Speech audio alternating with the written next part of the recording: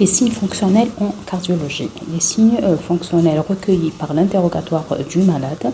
L'analyse soigneuse est fondamentale car les signes fonctionnels.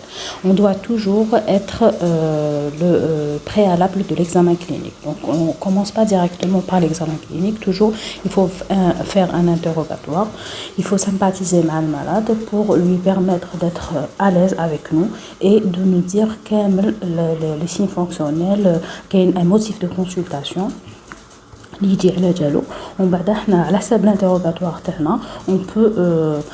On peut retirer plusieurs signes accompagnateurs le motif de consultation. Il peut vous dire des symptômes cardiaques et des symptômes qui sont paracardiaques. On commence par les signes cardiaques, la douleur précordiale, des douleurs une dyspnée qui a des palpitations, les pertes de connaissance, les toux et les hémoptysies. Donc, c'est des signes primordiaux. Nous avons les douleurs thoraciques. L'objectif, c'est de savoir reconnaître une douleur d'origine angineuse, l'angine de poitrine. La douleur, il faut la reconnaître. Il faut reconnaître aussi la douleur de la péricardite, reconnaître la douleur de la dissection aortique et reconnaître la douleur de l'embolie pulmonaire. On a une douleur thoracique, mais les signes accompagnateurs et les caractères de la douleur thoracique.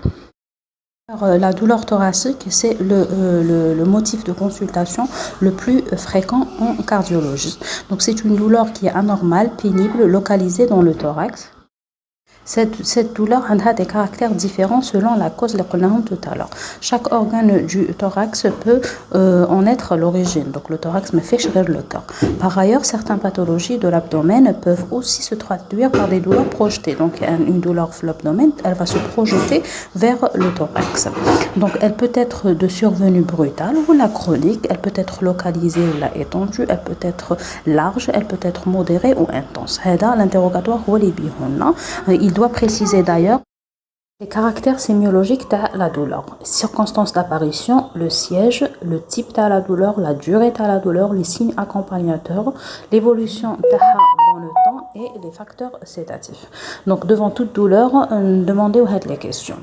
Est-ce que jet l'effort ou l'élana, on appelle ça longueur d'effort, a les circonstances d'apparition. Donc elle est rythmée par les repas, qui m'a le reflux, qui m'a longueur. Donc le repas c'est un équivalent à l'effort.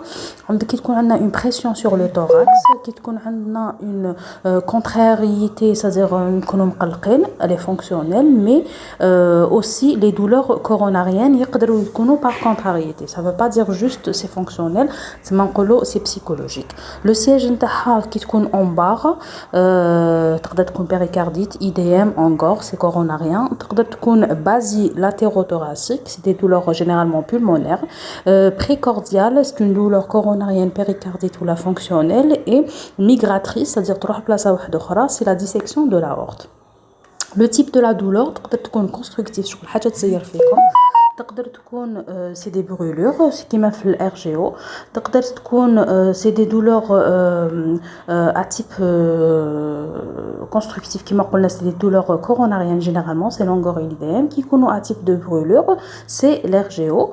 La douleur coronarienne et la péricardite, quand elle va être augmentée par l'inspiration profonde et la toux. C'est des douleurs pleuropulmonaires, douleurs pariétales et péricardites qui sont donc déclenchées par une pression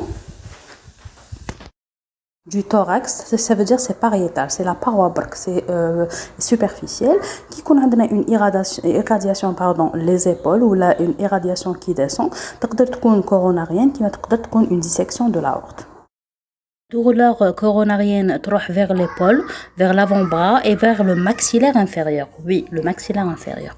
La dissection de l'aorte vers les lampes, la partie inférieure et vers le membre inférieur.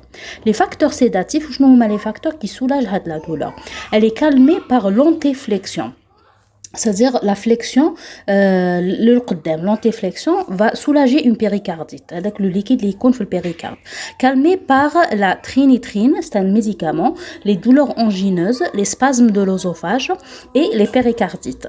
Donc, pour le spasme de l'œsophage, donc pas vraiment, ou les péricardites, pas vraiment, mais avec un délai plus lent par rapport aux spasmes de l'œsophage. Donc, les urgences, ils me donnent comme un comprimé, c'était comme ça, ils me donnent un comprimé trinitrine pour faire le test pour savoir est-ce que c'est une angine de poitrine ou si on suspecte une angine de poitrine médecine interne. La durée de la douleur, donc quelques secondes pour les précardialgies atypiques, quelques minutes pour l'encore, plusieurs heures pour l'infarctus, pour la dissection aortique et pour la péricardite. C'est pour ça l'interrogatoire il est important de préciser depuis combien de temps on a la douleur ou là pendant combien de temps. Et d'accord comme ça, quelques secondes c'est les précardialgies atypiques, et de quelques minutes c'est l'encore, et de c'est quelques heures ça persiste dans le temps. Justement on suspecte un infarctus, on suspecte une dissection de l'aorte ou là une péricardite parce que c'est un truc qui persiste. Les signes associés, on peut avoir des dyspnées, une toux, une expectoration, pathologie pleuropulmonaire, pyrosis, c'est le RGO, pyrosis sur le hariq, fièvre, les pneumopathies, les péricardites, les IDM et les embolies pulmonaires. La clinique d'Orcan, donc les signes de détresse hémodynamique, donc il y a une urgence hémodynamique, respiratoire ou neurologique. Par exemple, on a la cyanose, on a la dyspnée, l'état de choc, les signes d'insuffisance ventriculaire droite, le pouls paradoxal, les troubles de la conscience. Ce sont des urgences, donc que ce soit hémodynamique, respiratoire ou la neurologique.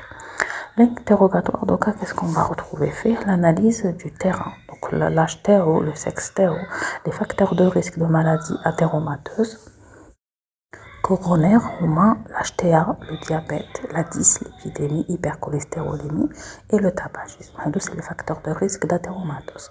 Donc les facteurs de risque de maladies thromboemboliques, la chirurgie récente, l'alitement, la grossesse, l'obésité, les contraceptifs, le cancer et la thrombophilie. Donc le postpartum aussi, les facteurs de risque d'une dissection de l'aorte chez l'HTA, le contexte traumatique, la maladie de Marfan.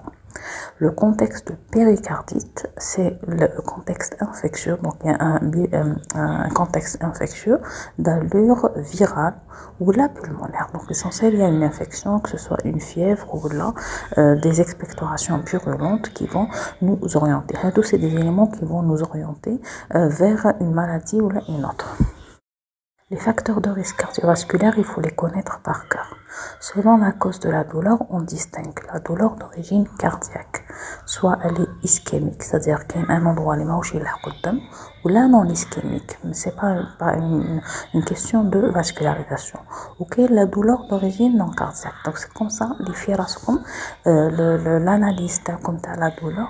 Donc soit cardiaque ou la machine cardiaque, on va d'ailleurs elle est cardiaque, donc est-ce qu'elle est ischémique ou non, parce que la prise en charge dépend de ça. Donc est-ce que la personne a des facteurs de risque ou est-ce qu'elle est cardiaque ou non. Donc une fois qu'on c'est une douleur cardiaque, c'est sûr. Donc est-ce qu'elle est ischémique ou non. Il y a des situations d'urgence qu'on ne doit pas passer قدامهم. هنا داروهم لكم شغل en un mot mémotechnique هو le pied. P c'est les péricardites, I c'est l'IDM, E c'est l'embolie pulmonaire, D c'est la dissection de l'aorte. On a classé la douleur comme une douleur cardiaque ischémique d'origine coronarienne, les vaisseaux à le cœur. On a au départ une douleur d'effort, on bat avec le temps de repos, on bat une dyspnée avec une insuffisance cardiaque, on bat la mort subite. Donc à on appelle ça l'histoire naturelle de la douleur cardiaque ischémique d'origine coronarienne. Donc il faut savoir qu'en médecine et en cardiologie en particulier, les recommandations étaient longues. Une décennie. Il y aura des classifications il y aura des classifications جدد. Donc il faut qu'on ait comme une idée mais il faut passer à le جديد على حسب le programme تاعكم. Par exemple, concernant le syndrome coronarien aigu et l'infarctus du myocarde, il y a une nouvelle classification. Le syndrome coronarien aigu et l'abréviation SCCA. Donc, on va le classer. Est-ce que le segment ST, il y a un sus-décalage ou un sus-décalage? Donc, on va avoir deux tableaux parce que les signes cliniques, les tableaux pour avoir des conduites à tenir précises. On a fait une douleur cardiaque. Je dois la classer parce que je la conduite à tenir, on dira juste après. Voilà, le schéma اللي من الفوق عندكم le sus-décalage qui يكون كاين طالع تاع le segment ST ou ما يكونش كاين le sus-décalage تاع le segment ST. En bas, on a la classification anatomopathologique de le syndrome, donc coronarien aigu. Donc, les images, donc c'est une évolution de l'obstruction les vaisseaux coronaires, les vaisseaux le cœur. Donc, l'obstruction qui on va juste superficielle, on va juste un petit passage, on va un passage. Donc, c'est la classification de l'anatomie, la pathologie le syndrome coronarien aigu. On arrive maintenant à l'encore d'effort ou la longine de poitrine. L'encore d'effort ou la longine de poitrine est souvent secondaire à une athérosclérose. Donc c'est une pathologie d'athérosclérose. Le débit coronarien, il est suffisant au repos, mais il devient insuffisant à l'effort. Donc normal l'effort il est insuffisant. Diminution de l'apport de l'oxygène, donc on a une souffrance cellulaire, mais l'oxygène, donc on a une souffrance cellulaire et apparition de douleur thoracique. Quitte qu'on a une souffrance cellulaire, on a une douleur thoracique. Les caractères sémiologiques, les circonstances d'apparition, la douleur apparaît à l'effort. Comme on a la marche, la montée d'escalier, l'effort inhabituel. Et irradiation, ce sont des douleurs rétrosternales, monosternum avec irradiation classique vers le bras gauche, le long du bord interne jusqu'au dernier doigt, avec une sensation de striction du poignet. Comme si le poignet ou le malade il y a une pression sur le poignet. Parfois, la douleur peut avoir des irradiations bilatérales, les deux membres supérieurs. Voilà, aux deux membres supérieurs et aux deux mâchoires. Donc la mâchoire c'est qui est comme l'essentiel. Malade يقول لك عندي une douleur هنا يوري لكم rétrosternal يقول لك تروح للكوتي gauche. Généralement هذا واش يقول لكم. بصح مرات يقولوا لكم باللي تروح même la mâchoire ولا تروح les deux membres supérieurs. هذه هي la douleur. L'image elle illustre bien la douleur rétrosternale qui est le dos qui est l'estomac, qui est juste l'épaule. Les douleurs de l'angine de poitrine, donc là, c'est une douleur constructive, sensation d'étau, donc en serrant le cœur, elle est intense, imposant l'arrêt de l'effort. La personne qu'elle va s'arrêter, elle ne pourra pas continuer l'effort là été fait. Elle est brève, en quelques secondes, après l'arrêt de l'effort. L'effort, il n'y a pas de signe accompagnateur. Le repos ou la prise de trinitrine sont des facteurs sédatifs. La trinitine, c'est le test diagnostique qui m'a retrouvé le PU. Le CG dans ce cas est systématique. Ça m'a normal, il y a des signes d'ischémie. Syndrome coronarien aigu, infarctus du myocarde. L'infarctus du myocarde est la mort, c'est la nécrose. Donc, là, on a des cellules qui sont en souffrance. Donc, non, elles sont mortes, donc les cellules. Il y a une nécrose d'une zone plus ou moins étendue du muscle cardiaque du myocarde, correspondant au territoire d'une artère coronarienne obstruée. Mais chez Zama, le stade d'Akhlas, elle est obstruée. Les caractères sémiologiques, donc la douleur, elle est spontanée ou là, elle est forte. Le siège est rétrosternal, elle est diffuse, une irradiation spéciale intéressant toute la partie antérieure du thorax. Les irradiations peuvent être bilatérales et symétriques, la mâchoire, les membres supérieurs, parfois même épigastriques au niveau de l'estomac. C'est une douleur constructive, c'est-à-dire atroce, elle est angoissante. La personne avec ما تقدرش تخلي la douleur avec chose. Il faut toujours préciser l'heure de début à la douleur parce que bien نبداو la décision thérapeutique تاعنا قال نقول لكم nécrose donc une partie راهي ميتة. La durée est plus de 20 minutes donc change le 20 minutes هي la limite اللي نحطوها على حسب إذا كان قبل 20 minutes ولا 20 minutes ولا après 20 minutes. Accompagnateur qui m'a l'agitation, les malaises, l'angoisse, la pâleur, la sueur froide, les troubles digestifs, les nausées, les vomissements pardon, et les rictations. L'examen clinique, il a une tendance à un collapse avec une chute de la tension, une insuffisance ventriculaire gauche aiguë avec un OAP.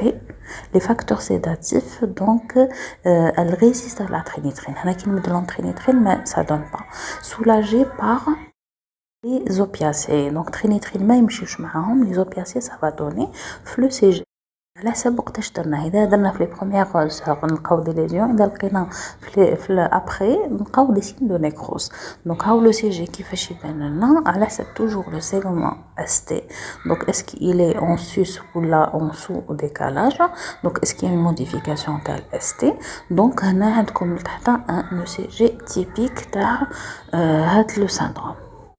Les marqueurs biologiques نبداو بلا troponine T ou la créatine kinase MB ou la myoglobine. Donc, les dosages avec dosage possible la phase pré-hospitalière, donc juste pour poser le diagnostic, aucun intérêt pour la prise de décision. L'intérêt il est beaucoup plus de pronostic. Est-ce qu'il y a un bon pronostic ou non? Dosage à renouveler dans les syndromes coronariens aigus. Sans sus-décalage dans le segment ST. Pour que dès que le dosage il est négatif, nous de 1 à 3 heures pour la troponine ultrasensible et 4 à 6 heures pour la troponine standard. Donc, on voit les douleurs non ischémiques. Donc, la ischémie, c'est les péricardites. Il y a du liquide dans le péricarde. C'est une inflammation du péricarde. C'est une membrane qui recouvre le cœur, qui peut être sèche, sans liquide, ou bien accompagnée par un épanchement. Donc, l'essentiel, il y a une inflammation. Soit c'est sec, soit il y a une inflammation associée. Donc, il y a un épanchement associé. Donc, c'est une péricardite avec épanchement, ou là, une péricardite sans épanchement, sauf que c'est une péricardite sèche.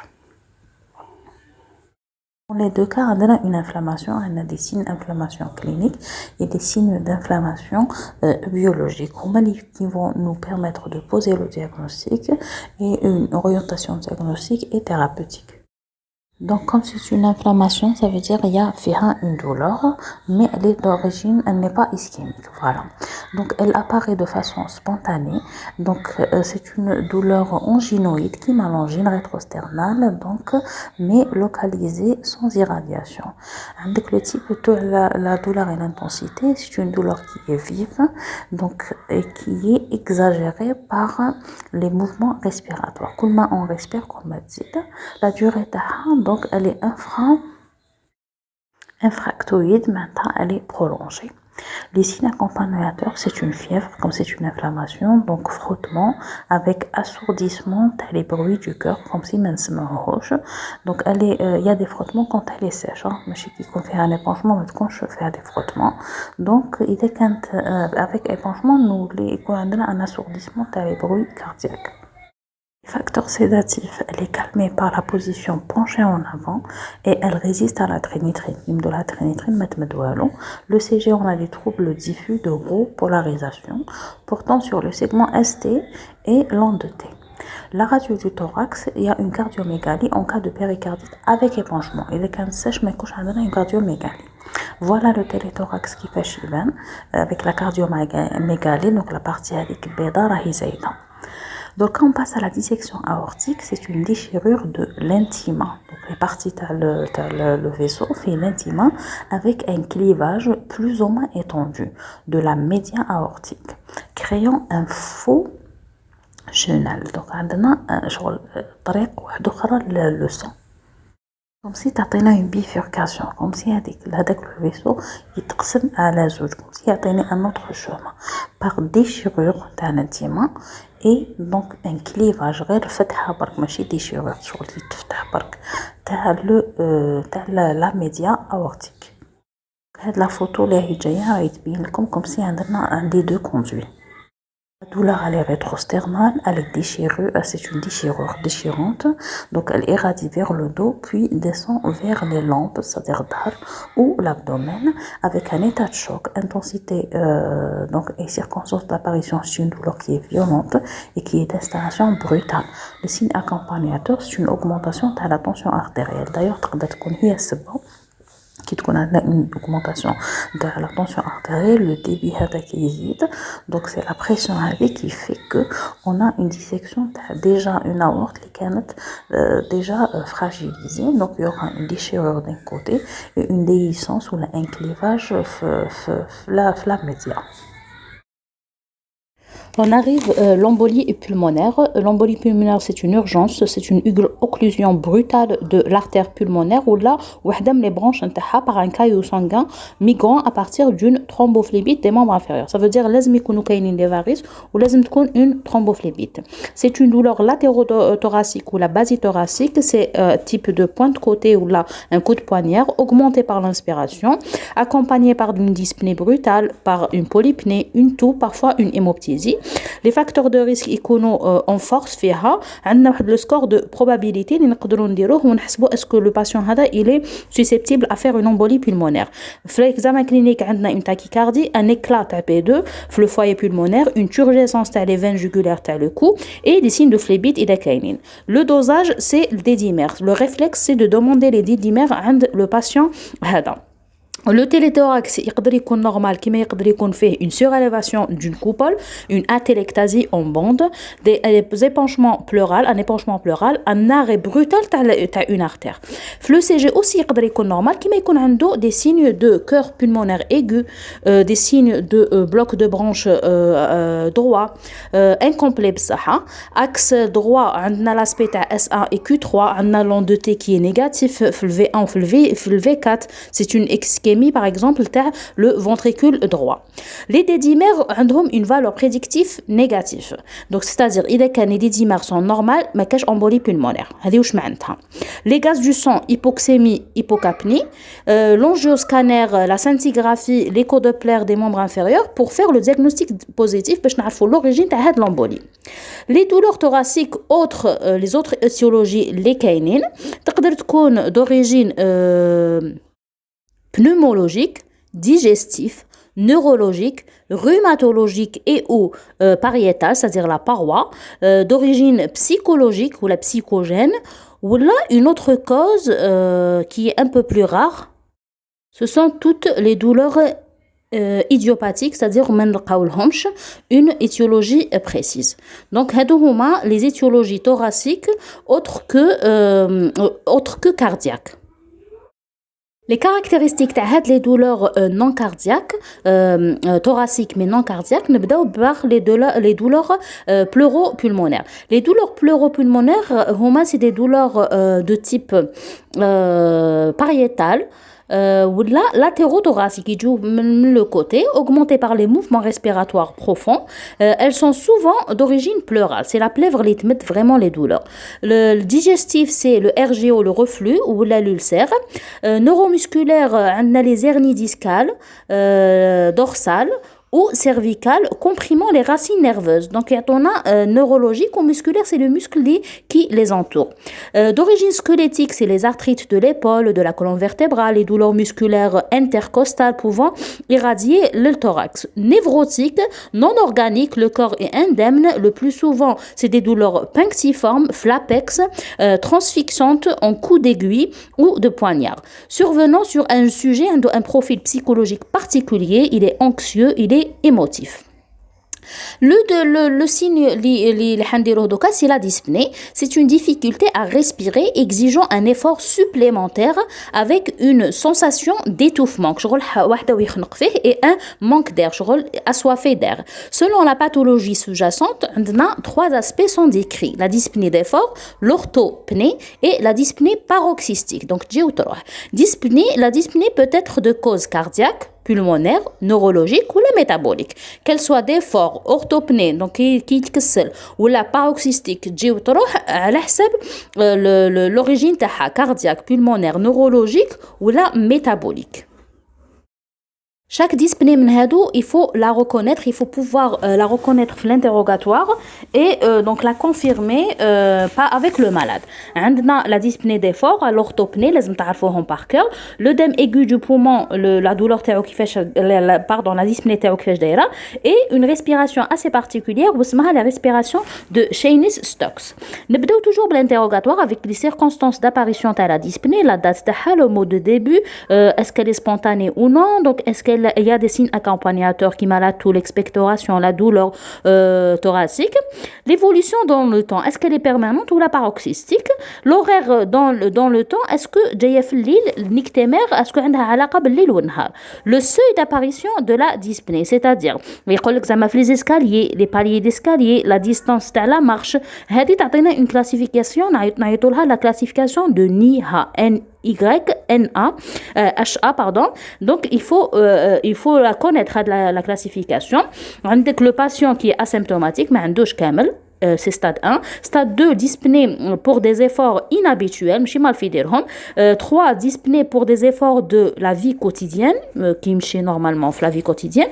4, dyspnée permanente de repos et s'aggravant en moindre effort. Même au قاعد يقدر يكون عنده une dyspnée. C'est une gêne respiratoire, la dyspnée d'effort, avec accélération de la fréquence cardiaque survenant uniquement à la marche rapide, la montée des escaliers par exemple. Cette polypnée est proportionnelle à l'intensité de l'effort. كل ما نزيدوا l'effort كل ما تزيد. Et va apparaître pour des efforts de moins en moins importants qu'il faudra quantifier. Elle peut, avec la classification de NIHA, elle peut être suivie de tout avec expectoration mousseuse. Elle survient surtout phlasme cardiaque, l'OAP et l'insuffisance cardiaque. L'œdème aigu du poumon, il survient lorsqu'on a une pression hydrostatique supérieure à la pression oncotique au niveau du capillaire pulmonaire, ce qui va entraîner une transsudation du sérum dans les alvéoles. Les alvéoles, véritable inondation alvéolaire. Donc, une inondation, il est caractéristique les insuffisances ventriculaires gauche et les rétrécissements métral sévères. La grande crise d'OAP, donc le début est brutal, en règle nocturne, oppression thoracique rapidement croissante, avec un chatouillement laryngé et une toux. La phase d'état, après la phase de brutal, le malade est assis au bord du lit, تاعو blafard, donc معمر بلي sueur, il cyanosé ou عنده une turgescence تاع les jugulaires. في l'examen clinique نلقاو une polypnée, les signes fonctionnels évocateurs, une toux, une expectoration séreuse, في l'auscultation نلقاو des râles crépitants في les deux bases pulmonaires, نلقاو aussi donc qui peuvent remonter donc avec une marée montante des râles crépitants comme si راهم يطلعوا. L'évolution نتاعها donc est en fonction de la précocité du traitement qui doit être très précoce, c'est une urgence. Les autres formes de l'OAP, les formes suraiguës et les formes atténuées. La suraiguë, c'est la plus souvent mortelle en quelques minutes, donc aiguë et par asphyxie. Les atténuées avec une toux quinteuse ramenant quelques crachats mousseuses. On a une sensation d'oppression thoracique. شغل تجي en accès, هذه في rétrécissement métral serré, donc avec accès. Parfois secondaire l'effort. L'asthme cardiaque, c'est une crise dyspnéique à début brutal, le plus souvent nocturne, réalisant une bradypnée expiratoire. Le thorax est bloqué en inspiration avec une soif d'air. On a des râles sibilants, donc disséminés dans les deux champs pulmonaires. La crise se termine par quelques secousses de toux et ramène quelques crachats muqueux, blanchâtres et visqueux. Le diagnostic en crise d'asthme bronchique et crise d'asthme cardiaque est posé sur l'examen du cœur et des vaisseaux l'eau entre les crises. Le premier cas, l'examen cardiovasculaire, il est normal. Le deuxième cas, l'examen cardiovasculaire, il est anormal. On a une insuffisance ventriculaire gauche ou là un rétrécissement mitral. L'orthopnée ou la dyspnée de repos, c'est une dyspnée permanente augmentée par le décubitus nocturne et qui est partiellement soulagée par la position assise. Ou demi-assise, réalisant l'orthopnée, le malade passe ses nuits demi-assis ou assis à le lit avec des oreillers melor. L'interrogatoire va préciser l'intensité par le nombre d'oreillers au maximum. Le malade reste assis chaque nuit dans un fauteuil pour dormir. Donc, secondaire à une cardiopathie décompensée. L'orthopnée et la dyspnée paroxystique nocturne sont caractéristiques de l'atteinte cardiaque. C'est le cas. L'orthopnée, la position assise adoptée par le patient pour soulager la dyspnée. La photo, le décubitus, le nombre d'oreillers donc est très important. La classification de l'orthopnée. La dyspnée de Cheyne-Stokes donc traduit par une succession de périodes de polypnée croissante puis décroissante, suivies par des périodes d'apnée, donc croissante, décroissante, apnée, pouvant durer plusieurs minutes. Elle traduit une insuffisance circulatoire cérébrale, un bas débit au niveau des centres respiratoires. Elle s'observe en cas d'affection sévère, notamment les insuffisances cardiaques ou là l'atteinte à le tronc cérébral. C'est une pathologie métabolique parfois, ou la hémorragique, ou là une insuffisance respiratoire. Et le schéma من تحت راه يوري لكم هذيك l'hyperpnée et l'apnée qui se succèdent. Avec apparition des périodes de polypnée et de périodes croissantes et décroissantes. Voilà pour le cours d'aujourd'hui. Inch'Allah تكونوا فهمتوا. Donc vous avez pris des notes ou des résumés. Quand vous avez des questions ou des QCM en ce propos qui vous posent problème, vous me les laissez les commentaires et on va répondre Inch'Allah comme d'habitude. Merci et bon courage pour votre examen.